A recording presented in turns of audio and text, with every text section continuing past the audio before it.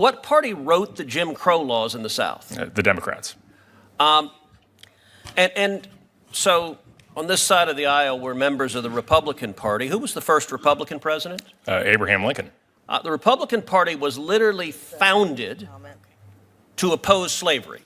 We came into existence because slavery was a grotesque evil, and it was President Lincoln, the first Republican president, who signed the Emancipation Proclamation, who won the Civil War, and that resulted in the freeing of the slaves and the passage of the 13th, 14th, and 15th Amendments. Ted Cruz completely changed the tone of this entire hearing the second he started bringing up the Democrats' own history. Thank you, Mr. Chairman. Just a moment ago, our colleague, Senator Hirono, said there's a lot more to say, and indeed, she's right.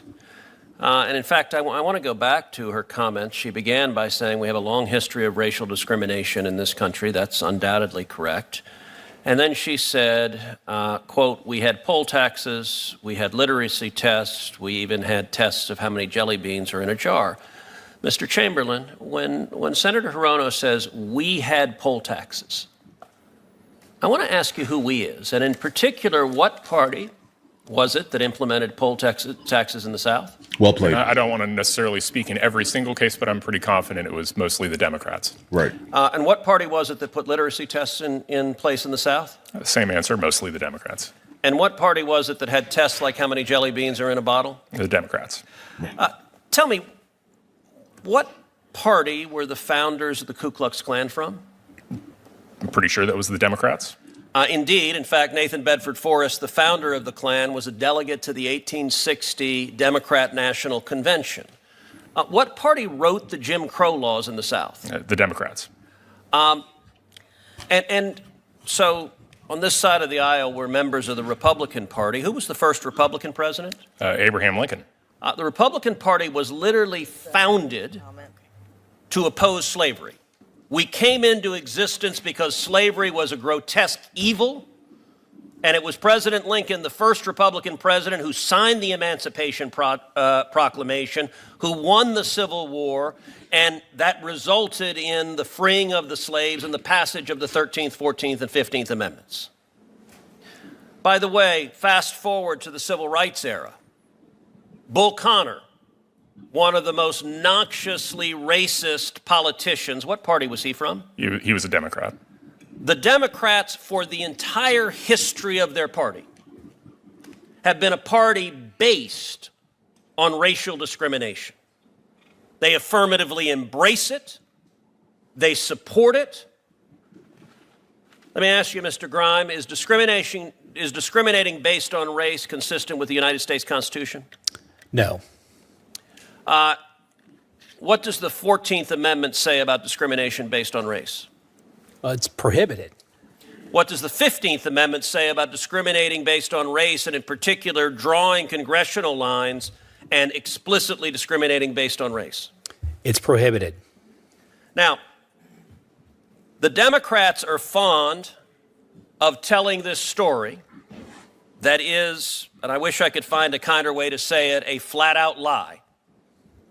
That without discriminating based on race, that no African Americans will be elected and no Hispanics will be elected. Indeed, there was one fellow online who was a vocal left-wing spokesperson who tweeted out, if I'm advising anybody to run for president, they sure as hell better have a solution to how you make sure that it's not another 100 years before another black person can represent South Carolina. So that's a typical Democrat statement, that we cannot elect a black person in South Carolina without discriminating based on race.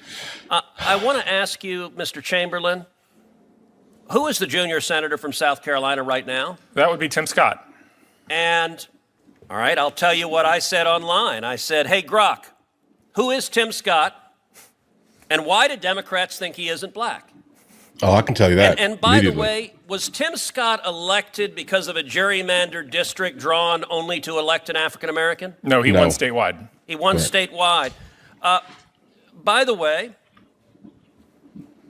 the Democrat position is you can only elect African Americans with a gerrymandered district. I will point out Burgess Owens, an African American, is elected in a majority white district in the state of Utah. He's a Republican.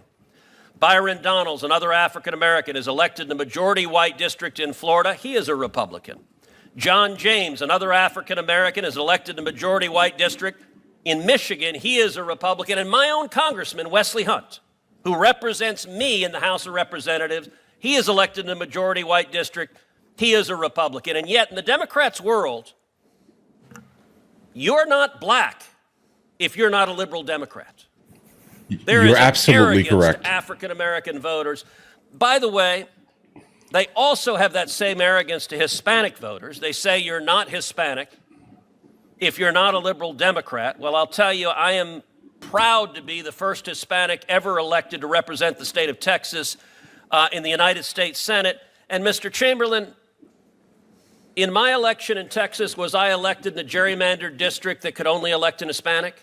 No, you were elected statewide. Discrimination based on race is wrong.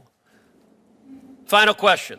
The Democrats are now clutching their pearls that seats drawn to elect liberal Democrats in the South are going to go away. You may get black Republicans instead. Indeed, in Tennessee, they're freaking out that a liberal white guy who's a Democrat is likely going to lose his seat to an African-American woman who's a Republican, and they say that's horrible racial oppression. That's ridiculous. My final question is this. If you look nationwide, which party has egregiously abused gerrymandering for decades? Both parties are guilty of it, but who has been the worst offender? And in particular, take New England. Take Massachusetts, take Connecticut, take Rhode Island, take Maine, take Vermont, take New Hampshire. How many Republicans are elected from all of New England in the House of Representatives? I think the answer to that is zero. Zero. They've drawn every district in a naked gerrymander, and yet they're very upset that their illegal pursuit of power has now been stopped by the Supreme Court that is enforcing the Constitution and prohibiting the racial gerrymandering and discrimination their party is built on. I'm trying to look for a fault here, right? I mean, many people just do not know, like legitimately, historically, that the Democrat Party were definitely the ones kind of in power at the time that were saying, hey, listen, if you have dark skin, kind of by default, you are less than anyone else, and you're basically to be used as cattle, right? I mean, that's the reality of the scenario. And now we can fast forward to 2026, and we can basically almost immediately see that they're technically no longer doing these things, right? But yet everything still is racialized kind of by default here. So all of these black Republicans that have made it to where they are have made it there due to their legitimate merit here. Like, be fully aware here, rather than being given some type of like ridiculous leg up because you perceive everything through a racialized lens here, right? Like the Democrat Party is currently kind of massively guilty of doing here. The Republicans are basing it off of merit here. And that's what I see when I look around, when I start seeing like all these random like black Republicans specifically.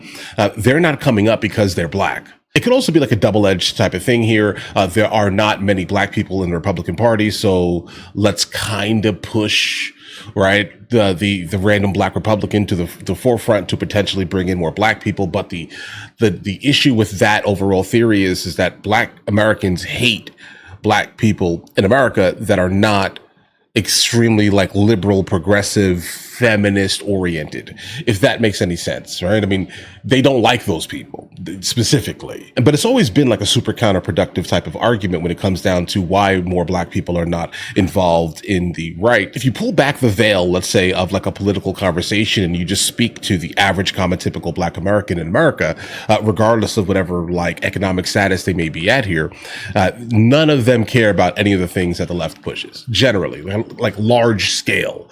They don't care about most of it. Go to any urban city center, all right? Go to any urban city center that has not been gentrified specifically and start talking about the pronouns. Have a conversation with that. You'll see immediately how much that's not even a conversation. Like, if you want to offend, right? Like, if you want to bother the person that you are about to interview, try to they, them, bro. Do that. Have fun with that, my guys, right? That's not a thing, all right?